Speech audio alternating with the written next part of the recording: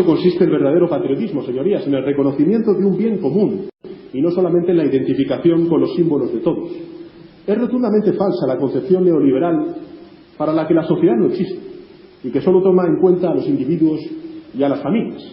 Existimos, señorías, como comunidad, y en lo público es donde nos reconocemos, porque es lo público lo que nos une, nos vincula y nos representa como sociedad. Es verdad que los símbolos son importantes para los seres humanos, pero lo son precisamente por aquello que simbolizan. España, para nosotros, es la educación pública de nuestros hijos, son las pensiones públicas de nuestros mayores, es el cuidado sanitario público de nuestros familiares. España es el socorro de nuestros vecinos en las catástrofes, la comodidad de nuestros desplazamientos, la seguridad en nuestras calles. España es también los impuestos que pagamos solidariamente para costear todo ello. El dinero no siempre está mejor en el bolsillo de quien posee una fortuna, como estamos escuchando últimamente. A menudo el dinero está mejor, por ejemplo, en las escuelas públicas, en las bibliotecas, que nos hacen más sabios, en los hospitales que nos mantienen más sanos, en las vías que nos comunican, en las pensiones que amparan nuestra vejez, en las comisarías y en los juzgados que garantizan los derechos y las libertades. Buen día, amigos, buen día, mi admirado Gustavo Campana. ¿Cómo va, Víctor Hugo? Buen día. Bien, ¿cómo se presenta la jornada? Nublada, por ahora hay una pelea en el techo de San Telmo y Montserrat entre las nubes y el celeste. 21-3, 29 la máxima de hoy, no hay previstas lluvias, ya pasaron las de la madrugada, del principio de la mañana, y mañana sí, ya arrancamos con 31, 33, temperaturas de verano. Nos hemos puesto en marcha con palabras de Pedro Sánchez, el candidato a la presidencia del gobierno español. El martes seguramente será confirmado presidente, y ha dicho una serie de cosas muy interesantes sobre lo público y lo privado, que yo las imaginaba como una respuesta a lo que Susana Jiménez había dicho con relación a su enojo por el 30% del dólar turista. Venía bien para cotejar un punto de vista y otro, pero vuelve fuertemente siempre esto de lo privado y lo público, y es muy interesante lo que dice el presidente español, con el que además se manifestó inmediatamente de acuerdo Alberto Fernández. Visiones similares sobre lo público, dijo Alberto Fernández. Coincidir en priorizar a los más vulnerables, planteó como coincidencia el presidente argentino después de escuchar a un Sánchez que abría de par en par las puertas para el regreso en España del estado de bienestar. Es muy interesante y vamos a volver sobre estos temas y todas las novedades, etcétera. A mí me tiene muy preocupado en el comienzo del día la relación con Venezuela, pero sobre todo la relación con Estados Unidos, porque me parece que el mensaje dado por Felipe Solá desde la Cancillería hace a esa pertenencia que quieren los medios dominantes, que quiere el establishment nacional e internacional de la derecha. Lo de Guaidó, ya lo explicó también Martín Granowski, fue el acto estúpido de un payaso mediático subido a una reja cuando él mismo no quiso entrar antes para no dar quórum, que esto era lo que él quería. Desde ese día, si ustedes buscan, amigos, trabajando de ciudadanos en los diarios de la derecha de la Argentina, habrán visto que Guaidó tenía problemas, decían, para revalidar su condición de presidente de la Asamblea Nacional, porque está muy acusado de corrupción por otros integrantes de la derecha, y está dividida la derecha, como pasa muchas veces y es parte de la explicación de por qué Maduro consigue democráticamente sostenerse en el poder. La cuestión es que Guaidó, sabiendo lo que se anunciaba, que la votación le iba a ser desfavorable, no quiso entrar, no quiso dar el quórum, quiso pelear desde otro lugar. Y este payaso mediático subido después a la reja trató de mostrarle al mundo los impedimentos que había para que entrara. Pudo haber entrado caminando para atrás a la Asamblea Nacional sin ningún tipo de problemas, mientras esto era lo válido. Después, cuando quiso hacer una jugarreta de tipo mediático, terminó en ese bochorno, del que también el gobierno participa, porque al fin de cuentas, aunque ya no tenga nada para hacer Guaidó, aunque lo que hizo sea desdoroso, ¿para qué le regalás al orden internacional esa imagen del estúpido de Guaidó subido a una reja?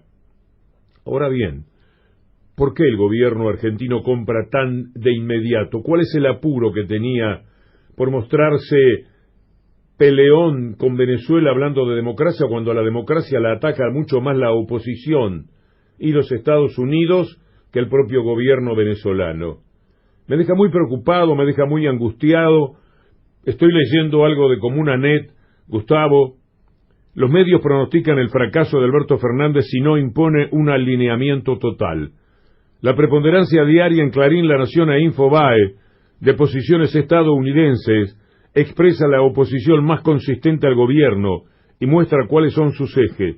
Van de la presencia de Evo Morales a Nisman, de la tecnología china 5G a Venezuela, de Vaca Muerta al Fondo Monetario Internacional. La propalación es tan machacosa que dejó en segundo plano la repetición de los eslóganos ajuste e impuestazo.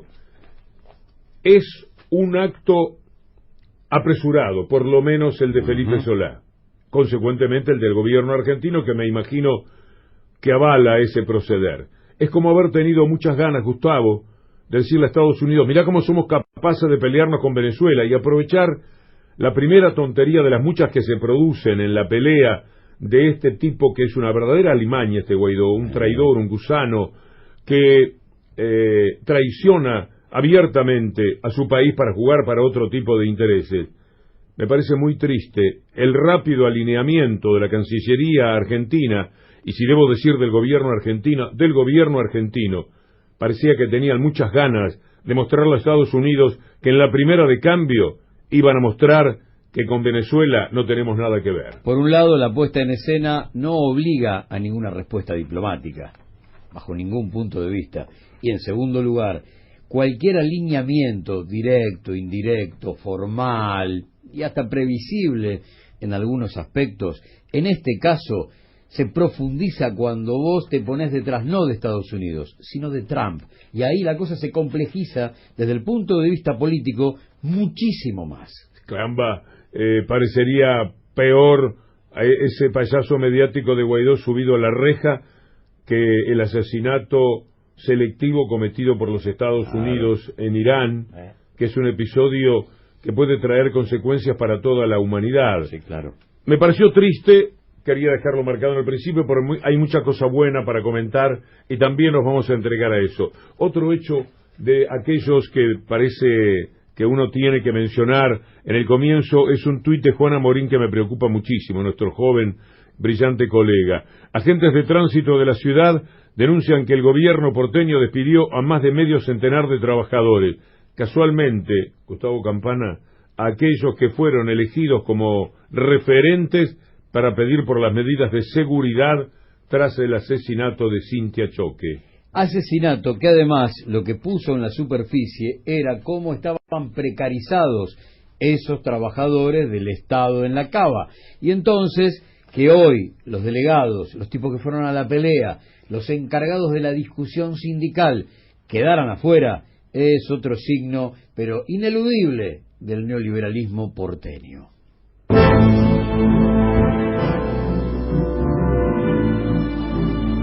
Pero se vendió más para Reyes. Parece que la reforma impositiva, la ley impositiva en la provincia de Buenos Aires va a salir el próximo miércoles. Hay expectativa favorable al respecto. Ha quedado muy claro cómo era la mentira sobre el impuestazo de Axel Kicillof en la provincia de Buenos Aires. Las cifras han, de alguna manera, puesto a la oposición en su lugar. Y hoy, aquellos que gritaban, y mucho, hace más o menos una semana o 10 días, se sienten dialoguistas. Hicieron su circo y ahora tienen que sentarse. Pues sabés que la hipocresía de Cambiemos en el proyecto de ley impositiva de Buenos Aires es uno más de los hechos que demuestran de qué manera juegan en política. Alejandro López Acoto, Carlos Martínez Martín Mangas y Ricardo Paparas son investigadores docentes de la Universidad Nacional de General Sarmiento.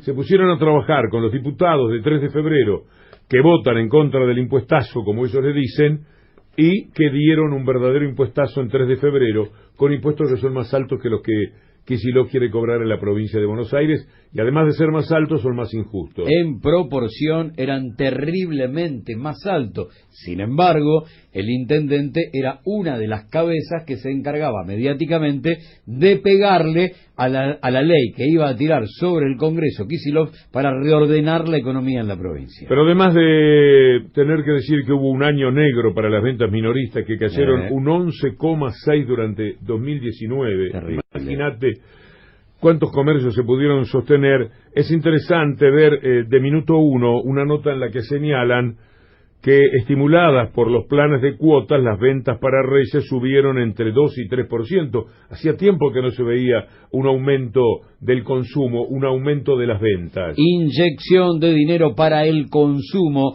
Estatales con salarios menores a 60.000 pesos van a cobrar aumento de 4.000 en 2 tramos, 3.000 en febrero, 1.000 en marzo, y se busca que las provincias y los municipios replican esta suba. Es un dato no tan positivo lo que Roberto Navarro cuenta en el Destape. El impacto del IVA en alimentos va a ser mayor que el aumento de sueldos de 4.000 pesos. Es decir, lo que vendrá de inflación como consecuencia de la salida del IVA, que es muy difícil de sostener. Esto es verdad. Lo pudo hacer el descarado, inútil del presidente anterior, desesperado para ver si podía revertir el panorama de las PASO. Es cuando tomó la decisión del IVA. Pero la cuestión es que hubo que reimplantarlo por parte del gobierno, y que esto, según Roberto, podría determinar que este primer mes el efecto positivo de aumentar los salarios no va a ser tanto en función de lo que a los alimentos traslada el IVA. Mientras tanto viene la reconstrucción, relanzamiento de Precios Cuidados, ponerlo de pie tras 4 años de vaciamiento. Se relanza entonces esta semana buscando marcas de primerísima línea dentro de ese programa, y que además de esta forma los supermercados con Precios Cuidados sean la referencia para ayudar a la baja del precio, y que los consumidores puedan tener allí en la góndola a la que van cotidianamente esos precios cuidados que el macrismo escondió. Algunos hechos a los que nos vamos a referir en el transcurso de esta edición de la segunda mañana de las 7:50. Salud está liberando 12 millones de vacunas retenidas en aduana. ¿A vos te parece posible lo que ha sucedido? La cara de Ginés observando qué era lo que había en esos contenedores. Es más, él conocía la carga, pero otra cosa era toparse con la realidad. Cualquiera de nosotros, parados, qué sé yo, en la Argentina 20 años atrás, 30 años atrás, y yo te decía, mirá, iban a faltar vacunas, o es más, por no pagar un impuesto o no tirar una ley sobre la mesa que eluda ese impuesto para que las vacunas lleguen a quien las necesita, en la Argentina van a faltar vacunas que están en el puerto. No me hubieras creído. Alguien me convenció de ver un poco más de la serie de Nisman de Netflix. Y miré el 4º capítulo. Una vergüenza. También una vergüenza.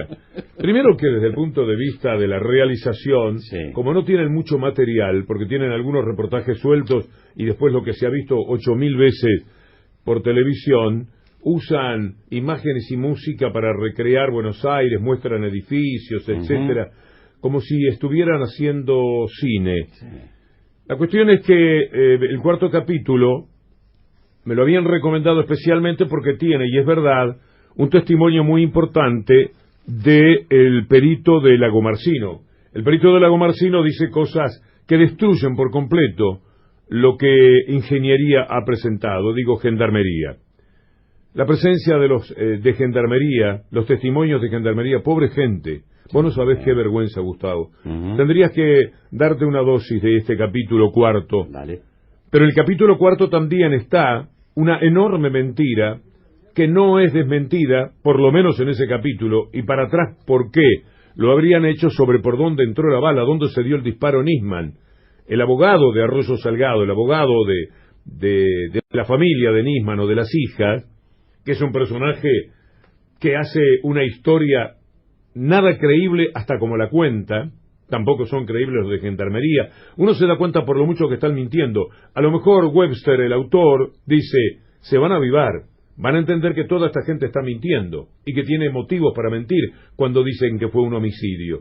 Pero tenés que sacarlo de tu visión de la vergüenza que te da ver a los integrantes de Gendarmería que dieron la cara, decodificando lo que el abogado trata de llevar como agua para su molino, que es un desastre, y valerte también de cómo destruye a la pericia de Gendarmería el testimonio del perito de Lagomarsino, que anoche estuvo en C5N mucho más desestresado porque se ve que viendo la serie cada vez a él le resulta más fácil su vida, porque cada uno ya comprende perfectamente que esto fue un homicidio con el que Lagomarsino no tiene absolutamente nada que ver, nunca tuvo nada que ver. Lo han destruido durante 5 años porque no tienen piedad para nada, y lo hacía otra vez el abogado repitiendo cosas. Algo que le pregunté anoche a Morini por WhatsApp mientras estaba haciendo el programa en C5N. Si Lagomarsino hubiera sido un hombre que participó de una organización tenebrosa a la que él sirvió prestándole el arma a Nisman, ¿por qué no se investigaron los teléfonos de Lagomarsino para ver con quiénes hablaba en esos días? Para ver si encontraban una sola persona que tuviera alguna posibilidad o alguna relación. Nunca quieren avanzar sobre aquello que les va a demostrar que todo esto fue un suicidio de un hombre que en el único hecho dignificante de su vida, por así llamarlo, es difícil de entender, de comprender lo que voy a decir, se quitó la vida. Sí.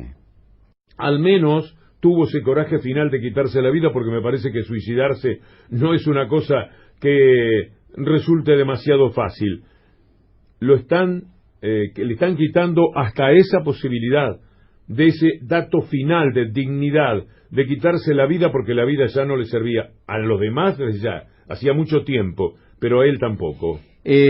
La presencia de Gendarmería en la serie de Netflix, por lo que me contás, es otro sable que le regalan a Bullrich. Es como decir, seguimos pagando la gratitud de estos 4 años de habernos elegido, ya que no podías usar las Fuerzas Armadas dentro del control interno. Bueno, a nosotros, Fuerza de Seguridad, la más parecida a las Fuerzas Armadas. Este es otro sable. El desastre del capítulo 4 es que se pasan largos minutos entre el abogado y Arroyo Salgado diciendo que el tiro entró bastante más atrás de la oreja y que fue hacia adelante. El tiro, está la fotografía y no la usan los tipos. Claro. No en el 4 y 5 capítulo, cuando vos estás ya dilucidando las cosas, así que no creo que en el 1, 2 y 3 lo hayan usado. Hay una fotografía muy conocida que no se da tanto como se corresponde, que marca exactamente el orificio de entrada, la cabeza de Nisman y por dónde entró la bala. Y el tipo, este Webster, que será un personaje haciendo su vida, deja correr un largo camino y hasta muestra algunos hechos animados de por dónde entró la bala. Es lo que dice el abogado, es lo que dice Arroyo Salgado, es la mentira que ellos han sostenido durante mucho tiempo, pero no la dejé prosperar. Acto seguido, a vos presentar todo lo que ahí muestran ellos, pone el lugar por donde entró el tiro y se termina la discusión esa. Pero no, dejan pasar, pasan a otros temas. El entrevero es el recurso periodístico de Webster. Entreverar cosas, pasás del asesinato de Nisman, que se supone que ellos quieren imponer, o el suicidio, que está muy claro que fue lo que ocurrió, salen de eso, de que sería el tema central, y pasan otra vez a la AMIA. De nuevo discuten sobre el memorándum, sobre el papel del memorándum, que lo que tiene es relación, pero lo que vos estás estudiando es, efectivamente, ¿lo mataron o se suicidó el tipo? Además, si vos no utilizás, y hablamos de Netflix, semejante producción, una foto, la de Nisman, y la claridad con la que se ve el orificio de la bala, que yo puedo encontrar en las redes solo googleándola, hay una intención manifiesta de no usarla. El silencio ahí es mucho más fuerte que el grito. Lagomarsino decía anoche que, bueno, por supuesto proclamaba su inocencia, pero que la familia de Nisman tiene mucho miedo a conocer la verdad. Y es cierto. La familia de Nisman ha sido absolutamente sinuosa en todos sus procedimientos y tienen razones, algunas conocidas y otras no conocidas. La de la exmujer es harto conocida, porque se sabe la confrontación que en esos días previos tenía con Nisman, y que seguramente sus palabras ayudaron a la decisión de Nisman de quitarse la vida. Pero nadie quiere que se revise, no en la justicia, no es meterse con la justicia lo que quiere Frederich, la ministra de Seguridad, es meterse con la investigación que hizo Gendarmería. Vos no sabés lo que son los personajes que aparecen de Gendarmería. No te puedo decir lo que dicen. Todo lo que pueden hacer es gesticular, como un perito de Salgado, un tal Salcedo, que... No quiero entregar epítetos que todavía les dé a ellos la posibilidad de hacer juicios contra la gente y demás. Patricia Bullrich dice, al presidente de la Nación le duró su relato poco de no operar en la justicia. 2 segundos y medio dice que le duró. Ahora el nuevo relato, quieren reescribir la investigación Nisman. Es su naturaleza, no puede entender la independencia de poderes. No, es que no se va a meter en la justicia, ni Alberto Fernández ni nadie del gobierno. Van a hacer un sumario administrativo para ver qué es lo que hizo para llegar a esa pericia la gente de Gendarmería. Rescato un mensaje del viernes del doctor Carlos Quiroga, que siempre nos da una mano, como una especie de psicólogo de cabecera, y dice, no hay un suicidio, hay suicidios. Y como mínimo habla de 3 tipos de suicidios. Dice, los histéricos suelen ser sin querer. En medio de la escena, la víctima le erra el vizcachazo y se mata. El suicidio obsesivo puede producirse por una herida en el honor, amor, la pasión. Y el psicopático es el que se produce con la intención de destruir a otro, a un enemigo.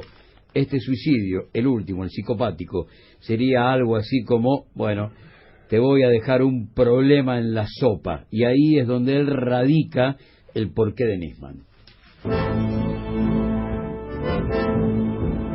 Vamos a recorrer un camino de audios ahora para tomar todos los temas que hemos considerado. Lagomarsino, por ejemplo, hablando de la revisión de la pericia de Gendarmería. Todos los que no quieren que se haga la pericia una revisión de la pericia de Gendarmería, tienen mucho miedo, porque en realidad, se ha hablado 1000 veces del tema, es una pericia que tiene muchas falencias. La data de muerte creo que es la primera vez en la historia de la criminalística que se dice una hora exacta en ese momento murió, con todos los errores que tiene ese cálculo, porque como bien dice la persona esta de Gendarmería, es un cálculo matemático, pero llevar un cálculo matemático que en realidad es una campana de Gauss, y cualquiera que sabe un cachitito de estadística sabe que tiene una desviación estándar donde están, digamos, el más menos. Ellos toda esa parte la borran y dejan solamente el valor central, que son las 2.46. Ahora, eso tiende a pensar 2 cosas, una que son ignorantes, otra que lo hicieron a propósito. Prefiero pensar la primera. Lagomarsino anoche hablando sobre lo que es este caso, que marca el estado moral del país y del periodismo, particularmente, y de la justicia. Claramente, un suicidio, convertirlo en un asesinato porque les conviene políticamente.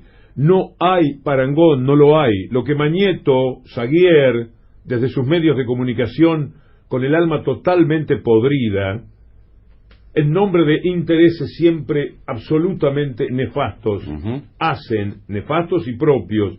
Además, no tiene precedentes. No hay manera de que un suicidio vos lo conviertas en un crimen, teniendo a este muchacho acusado de haberlo cometido, o de haber sido quien le facilitó a los asesinos en todo caso, porque primero lo quisieron colocar en el lugar de la escena. Cuando quedaba claro que no estaba, porque habían pasado varias horas, cuando Nisman se suicida, lo querían conectar con otra gente, como que él le daba la pistola.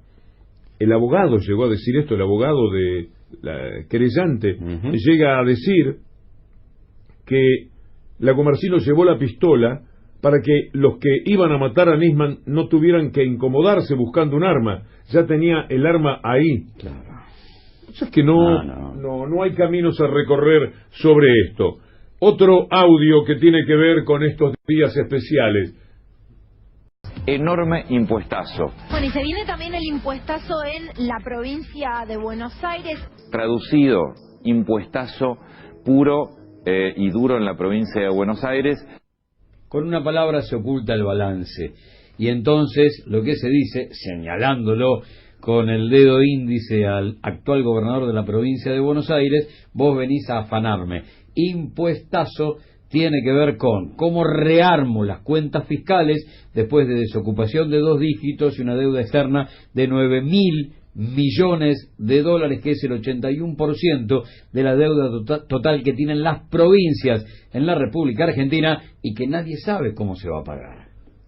Axel Kicillof va a tratar de aprobar el miércoles la ley. Me parece que ha creado una situación positiva, ha hecho algún toquecito que no hace al fondo de la cuestión, pero que permite que aquellos que dicen yo quiero cambios para votarla encuentren esos cambios. Es todo como un armado para justificarse, pero me parece que Axel Kicillof va a tener este miércoles un nuevo capítulo, difícil por cierto, pero en el cual saldrá airoso de manera distinta, por lo menos a cómo fue la otra convocatoria. Dice, esperamos que haya un diálogo completo, compromiso y responsabilidad para avanzar con una ley vital para la gestión. Esto lo dijo Carlos Bianco, que es el jefe de gabinete. Sí. Hay a esta altura del partido un acuerdo que es virtual y que se va a transformar en real el próximo miércoles. Vos hablabas de cambios. Los cambios son tan chiquititos que se van a aferrar a esa palabra para gritar, colgado del alambrado, una victoria que no es tal. Los cambios son tan chiquititos que podríamos decir que triunfó el proyecto original. Que dejen de hablar de la pobreza. Si hay mucha pobreza, que vaya la gente al campo. Nosotros siempre fuimos el granero del mundo. Y bueno, hay que enseñarle a la gente, por ejemplo, a la gente del norte, a plantar, a tener gallinas en el gallinero, qué sé yo, cosas así, de verdad. Hay que ayudarle a la gente a que sepa que en el campo no hay que tener autos que vos traés libres de impuestos que eran para discapacitados escondidos en un granero. Eso sería lo primero que habría que enseñarle a la gente en el campo, no tener escondido en un granero autos ilegítimos. Pero por mentes como las de Susana Jiménez, vos podés decirle a la gente que fue un asesinato lo de niños. Les podés decir cualquier cosa. Vos podés decirle que fue un impuestazo, lo que es tomarle un poco más de dinero a los que muchos tienen. Escuchando a Susana Jiménez decir, bueno, que son pobres que pongan un gallinero, que les enseñen a poner un gallinero, qué sé yo. Mirá cómo ella mira la vida.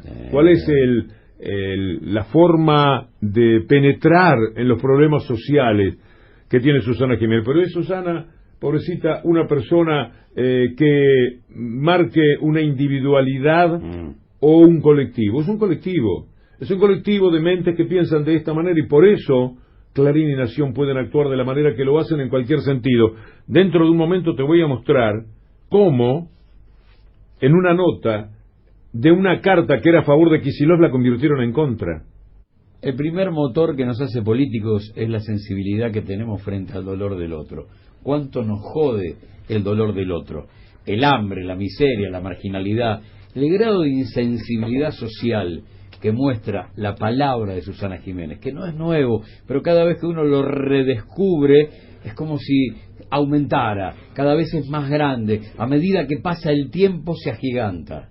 Bueno, el cura Juan Carlos Molina, recién conversando con Pablo Ladaga, en Radio 10 dijo cosas muy duras, por lo que veo, por lo que me adelanta Julián Capazo de nuestro equipo de producción, muy duras sobre los dichos discriminatorios, despreciativos y absurdos de Susana Jiménez.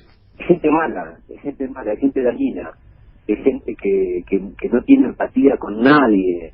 Y lo más terrible de esto, ¿saben qué es? Es que vive de nosotros, porque lo que la miran a esta señora, inescrupulosa, inmoral, son nuestros oyentes, nuestra gente del pueblo, porque toda la tarde empezó con el teléfono, tenía 1,5 millones de cartas, 10 millones de cartas, y hemos alimentado este monstruo, hemos alimentado esta basura, que luego que hacen es destruir, ¿no? Y se queja por el 30% que le cobran, por estar en una fiesta que paga $6,000, $7,000, y propone gallineros a la gente del norte, con un desprecio, ¿no?